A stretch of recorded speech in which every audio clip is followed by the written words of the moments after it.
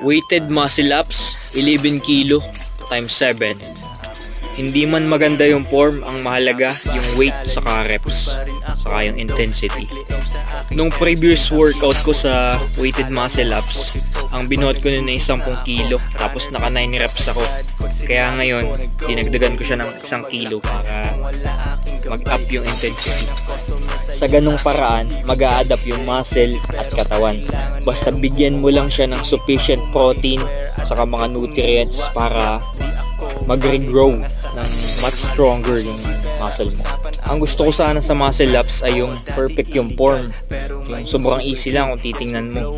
Kaya weighted muscle ups yung ginagawa natin para pag tinanggal natin yung weight, yun, ma-achieve natin yung ganung form.